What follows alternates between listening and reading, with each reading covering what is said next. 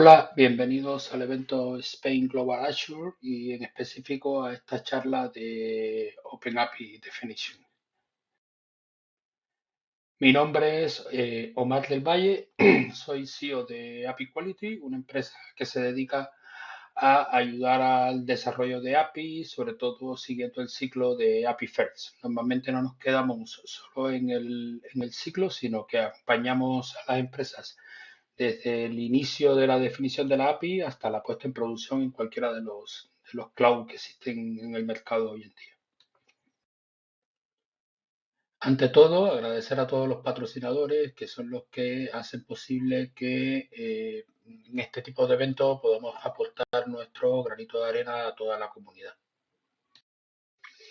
Lo que vamos a ver hoy es un poco el estándar de definición de OpenAPI, ¿vale? Algunos errores semánticos que ocurren cuando escribimos una definición, pero el principal motivo de la charla es que no siempre los errores semánticos son los que definen que una API esté bien escrita o no, sino que van más allá de esos errores semánticos. Son errores que no se detectan o que al menos ninguno de los editores importantes que existen en el mercado o ninguna herramienta de chequeo es capaz de detectar. Sin embargo, son errores que en la propia definición de la API no se encuentra, no los podemos encontrar muy habitualmente.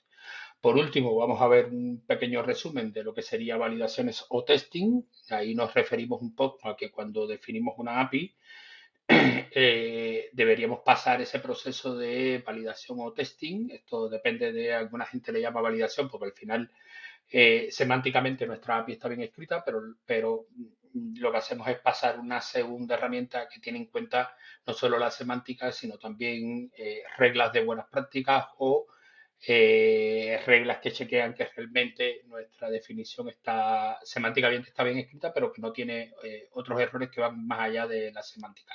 Aquí alguna gente le llama validaciones, otra testing. Si hacemos el ciclo de API First, yo prefiero llamarla testing, simplemente por el hecho de que estamos en edades iniciales de desarrollo y ya tenemos testing, ¿no? Entonces, para los que hacéis Code First, los que no hacéis API First, sino que hacéis Code First, normalmente no vais a tener nunca errores de semántica porque la definición sale a partir del código. Entonces, supuestamente, semánticamente, la definición estaría bien escrita, lo cual no implica que el resto de errores que vamos a ver luego, pues no los tengamos aunque hagamos code first.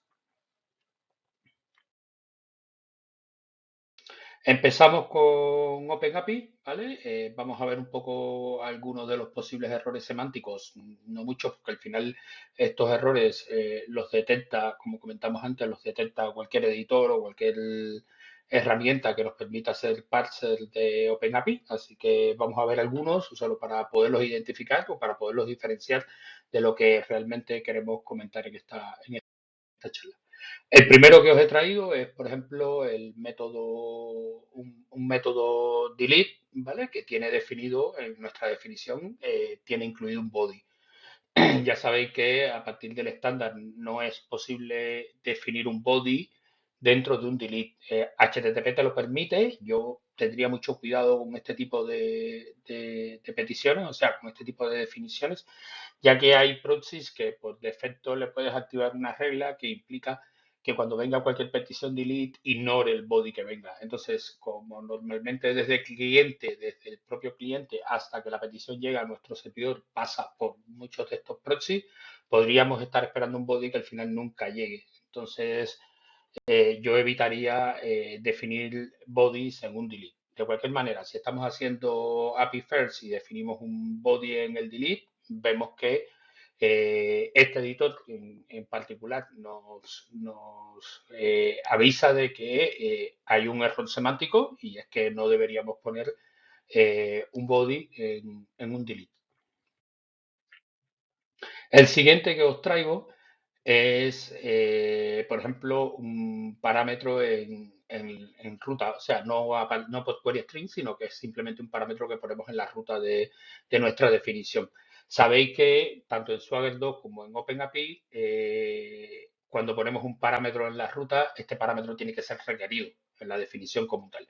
Imaginaos no poner ese parámetro, o sea, no definirlo. He definido un parámetro en la ruta, pero a la hora de definir el método no he definido ese parámetro. Pues esto salta como un error semántico y lo que te dice es, oye, el parámetro que me has definido en la ruta debería estar definido en la propia estructura del método, ¿vale? Estos errores, igual que el anterior, pues simplemente sería corregirlo y ya está. Son errores que nos saltan en el momento en que estamos creando la definición. O sea, no son errores que pudiéramos arrastrar dentro del propio ciclo de API First, ¿vale? Como decía al principio, los que hacéis Codefer, este tipo de errores no los vais a tener, más que nada por el hecho de que la definición salta a partir de del propio código. El último de los ejemplos que traigo es el caso del Operation ID. El Operation ID es una propiedad que viene de Swagger 2 y que aún se utiliza en OpenAPI. Esta propiedad, desde el punto de vista de definición de nuestra API, no es importante. De hecho, es una propiedad que dentro de la semántica de OpenAPI se define como una propiedad opcional. Lo que pasa con esta propiedad es que es muy usada por temas por otras herramientas. Por ejemplo, cuando estamos generando código a partir de la propia definición, en el caso de los SDK, o cuando estamos generando documentación a partir de la propia definición, esta propiedad en casi todas las herramientas se usa para generar nombres de método en el caso de que sea el SDK o para generar enlaces a cada uno de los endpoints en el caso de que sea documentación. Por ejemplo, cuando convertimos Swagger to Postman, esta propiedad también es usada para generar el nombre de cada uno de los endpoints dentro de la colección de Postman. Lo que sí tiene esta propiedad en la definición es que si la definimos, o sea, si incluimos la propiedad en la definición, esta propiedad tiene que ser única. O sea, el valor de esta propiedad debería ser único. ¿Qué pasa si tenemos dos métodos y le ponemos el mismo valor a esta propiedad? Pues que nos salta un error semántico, ¿vale? Justamente por el uso que se le da a esta propiedad es que se ha incluido dentro de la propia definición de que el valor de esta propiedad tenga que ser único. Entonces, a partir de aquí, si ponemos dos Operation ID con el mismo nombre, pues saltará un error semántico y nos dirá que, oye, tienes que corregirlo, no puede haber Operation ID que tengan el mismo valor. Y sería tan simple como cambiar el nombre y problema resuelto, ¿vale? Recordad, todos estos errores son errores semánticos, o sea, simplemente todas las herramientas que existen que leen OpenAPI o que leen Swagger 2, lo que hacen es un chequeo de estas reglas y sacan los errores a partir de la misma.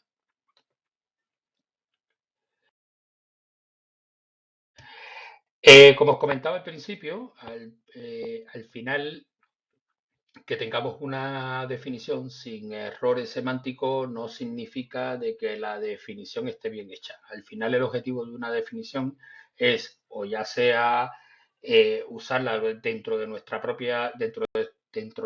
propio desarrollo. Recordad que cuando hacemos API First, en el caso de API First, la definición no es más que un contrato, ¿vale? Yo defino esto es lo que voy a hacer. Yo podría esa definición dársela a un cliente para que sepa cómo tiene que trabajar mi API y yo en paralelo empezar con el desarrollo de mi API.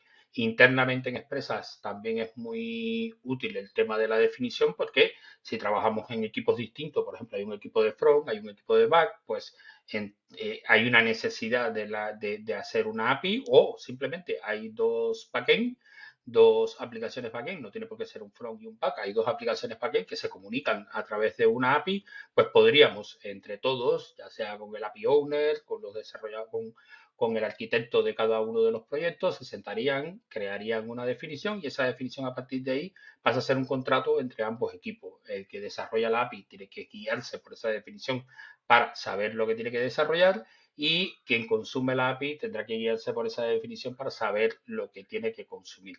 De ahí la importancia de esta definición. La definición puede estar bien escrita, no puede tener, puede que no tenga errores semánticos, pero puede que tenga otro tipo de errores que no se detectan en el chequeo semántico de la propia definición y que pudiéramos lanzar una definición con todos estos errores. Os he traído algunos, hay muchísimos que se pudieran sacar a partir de una definición, pero os he traído algunos solo para que los tengáis en cuenta, ¿vale? El primero que os he traído es una definición que incluso en el Pet Store, no específicamente en este método, pero sí en otros métodos de la propia definición, si abrimos editor.swagger.io y cargamos la definición por defecto, que es justamente la de Pet Store, vemos que hay endpoints que como respuesta solo tienen un 400, por poner un ejemplo.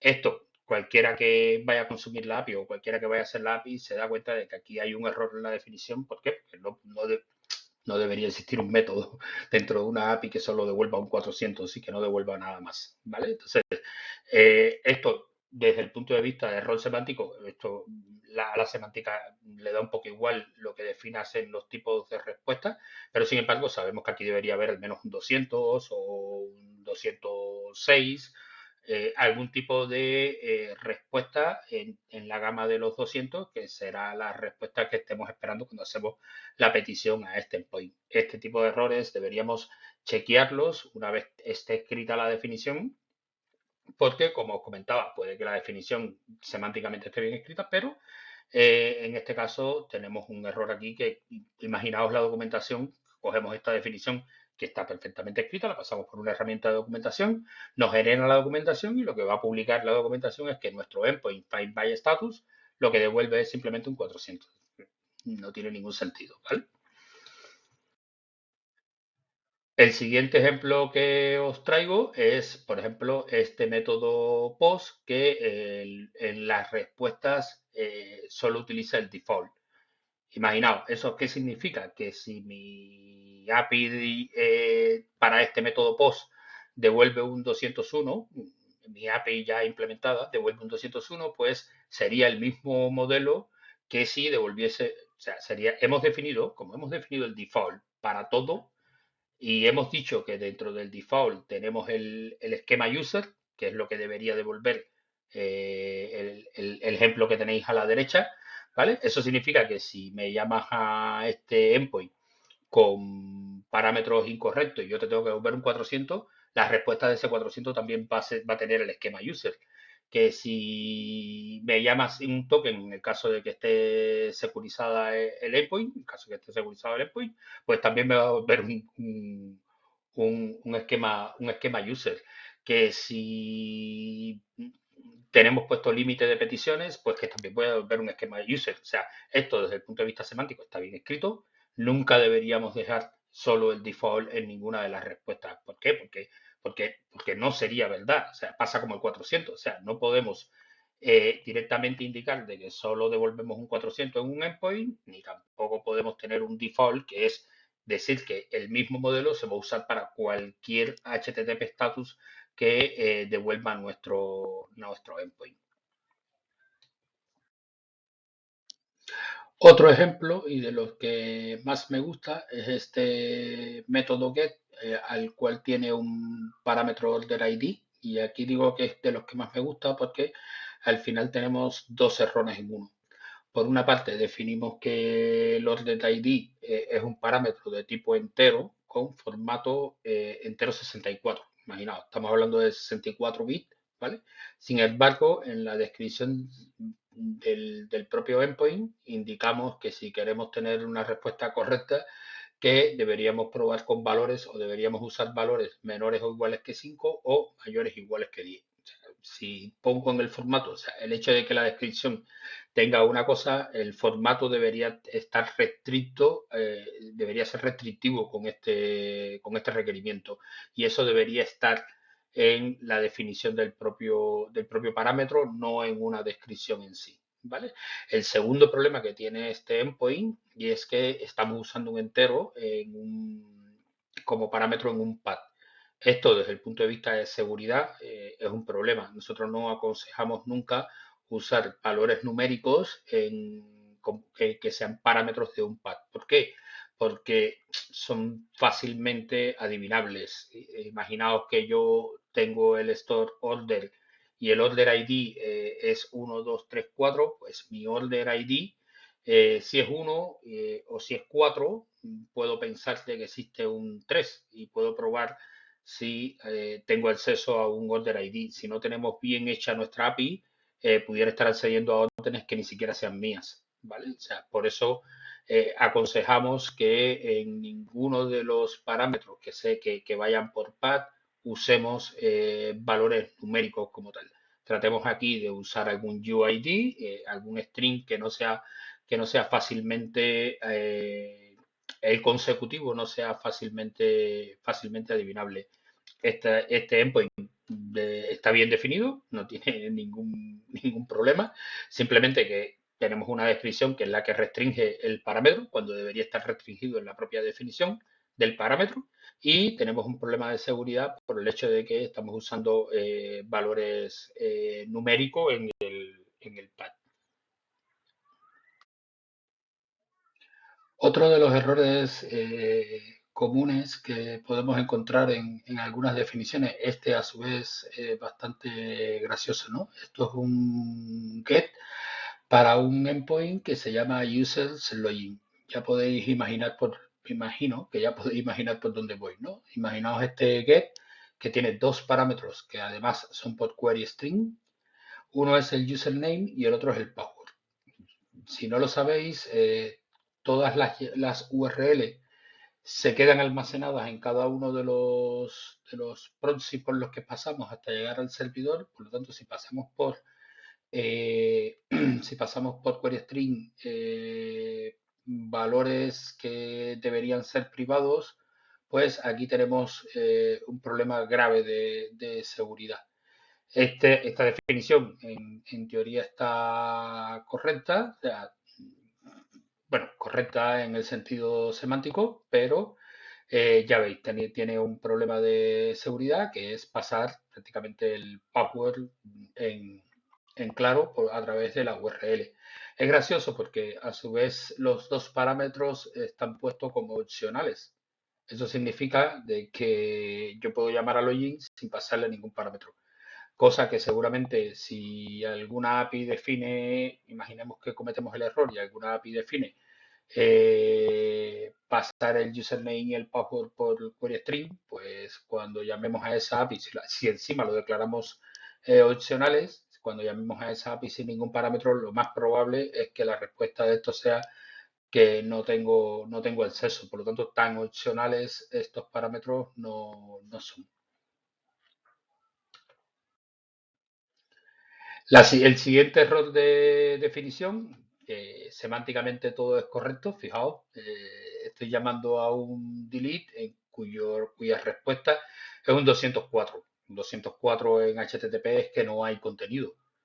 Sin embargo, la semántica de OpenAPI me permite perfectamente poder definir un content con su esquema y si generamos una documentación a partir de esta definición, la documentación lo que va a hacer es simplemente trasladar lo que tenemos definido. Por lo tanto, me va a visualizar que el código de respuesta es un 204, sin embargo, hay un contenido que se devuelve en dicha definición. Esto evidentemente es un error. Si declaramos una respuesta 204, no deberíamos declarar contenido ninguno, porque el 204 justamente es que no tiene contenido. ¿Vale? El siguiente error que podemos encontrar aquí es simplemente la definición de un modelo. O sea, definimos un objeto que tiene las propiedades ID, pet ID, quality, ship date o status. ¿Vale? Tiene todas esas propiedades bien definidas con sus tipos En el caso del status es un enum, ¿vale? Y sin embargo definimos un ejemplo para esa propiedad, para ese modelo, y el ejemplo no tiene nada que ver con el modelo. O sea, desde el punto de vista de OpenAPI, esto se puede hacer perfectamente, lo veis ahí. Si utilizamos este tipo de definiciones para generar documentación, pues la documentación que se genera es la que tenéis a la derecha. O sea, si seguramente nos moviésemos en el editor a la parte, a la opción donde dice esquema, podréis ver que el esquema que va a visualizar ahí es lo que tengo definido, las propiedades que tengo definido, ID, PetID, el resto de propiedades que he definido en el modelo. Sin embargo, el ejemplo está visualizando otra cosa. Esto es muy típico cuando definimos un modelo que tiene tres propiedades, definimos el ejemplo y después vamos cambiando el modelo porque lo vamos evolucionando o por lo que sea y se nos queda el ejemplo como mismo lo escribimos la primera vez. Como eso no da error, pues nos olvidamos de actualizar también el ejemplo. Entonces, cuando usamos esa definición en nuestra API, ya sea para generar el SDK, no nos debería dar problema porque normalmente los SDK no usan los ejemplos para nada, lo que hacen es generar objetos o DTO a partir de los propios modelos, pero sin embargo en la documentación ya veis que nos encontramos con este problema. Al final de todo esto, ¿qué os quiero decir? Que cuando hagamos definición, si hacemos API First o si hacemos Code First, cuando hacemos Code First, por ejemplo, en el ejemplo anterior, normalmente cuando hacemos Code First tenemos sitios específicos donde poner el ejemplo, ¿vale? Y si lo ponemos mal, también tendríamos el mismo problema. Lo que queremos sacar en claro de todos estos errores es que además de escribir una API que semánticamente, una definición que semánticamente no tenga errores, tenemos que utilizar algún tipo de mecanismo que nos permita validar otros errores que no son semánticos, que no saltan en la definición, pero que nos permitan validar realmente la calidad de la definición que hemos escrito. Aquí es donde entra todo el tema de API First, o sea, todo el ciclo de API First, la cual nos permite chequear semánticamente si la definición está bien, ¿vale? Tu definición está bien, pero en la parte de testing o validación, como le querráis llamar, podemos sacar que nuestra definición tiene 40 errores de definición, aunque semánticamente esté bien escrito. Es importante que la definición, no solo semánticamente, sino que la definición las tengamos al final bien escrito, porque a partir de ahí vamos a utilizar esa misma definición para herramientas como generar microservicios, generar documentación, incluso para hacer el despliegue en cualquier API Manager de los que hay en el mercado. En este caso, Azure, por ejemplo, si subimos la definición esta Azure al API Manager de Microsoft, pues seguramente aquí tendremos toda la definición. Si generamos un Developer Portal en Azure a través de esta definición, lo más probable es que nos encontremos con los mismos errores que hemos comentado anteriormente. Si definimos una respuesta 400 solamente, pues el Developer Portal nos va a mostrar una respuesta de 400 solamente. Si ponemos un ejemplo que no tiene nada que ver con el modelo que hemos definido, pues igualmente tendremos ese problema en la definición. ¿Vale? Hasta aquí este evento. Agradecer nuevamente a los patrocinadores que hacen posible que estos pequeños talleres lleguen a todos vosotros y nos vemos por las redes.